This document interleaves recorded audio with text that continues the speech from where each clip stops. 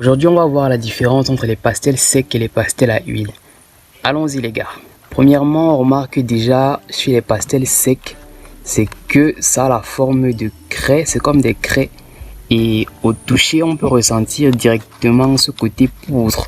Quand tu touches les pastels secs, tu ressens déjà un peu la poudre qui s'effrite sur tes mains. C'est vraiment pas mal. Et du côté des pastels à huile, ça ressemble toujours à des craies. Mais à la seule différence que cette fois-ci, les craies sont plus collantes.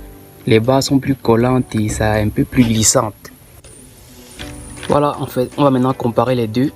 Du côté des pastels à huile, c'est quand tu commences à utiliser, c'est vraiment très, comment dire, on ressent vraiment la matière est lourde.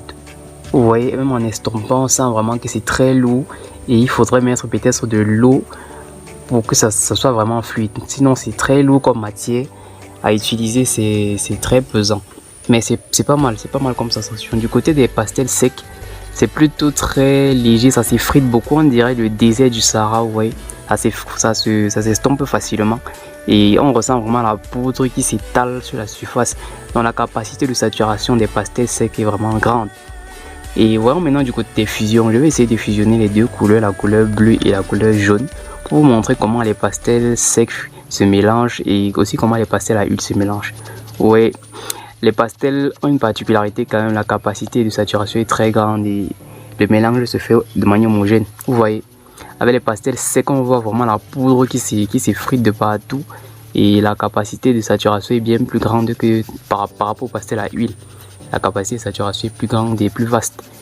Donc on a un champ un peu plus large par rapport au pastel sec, mais au pastel à huile, on a quand même beaucoup d'autres options qu'il n'y a pas dans les pastels secs. Donc vous voyez comment la capacité saturante est grande. Allons maintenant du côté des pastels à huile. Je vais utiliser les mêmes couleurs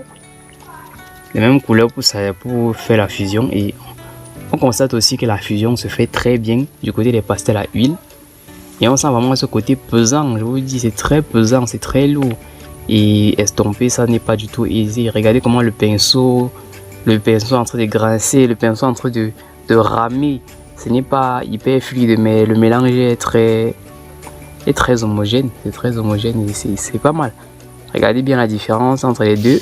D'un côté on a un truc vraiment à la poudre, mais l'autre côté plus massif. C'était la différence entre les pastels secs et les pastels à huile. Dites-moi en commentaire quel est le médium que vous préférez entre les deux, si c'est le sec ou c'est à huile. Personnellement, j'ai un penchant pour le sec, personnellement, hein. Mais à chacun de faire son choix. Dites-moi en commentaire quel est ce que vous avez déjà eu à utiliser et quelle est votre préférence entre les deux médiums. C'était la Case des Arts, à une prochaine vidéo.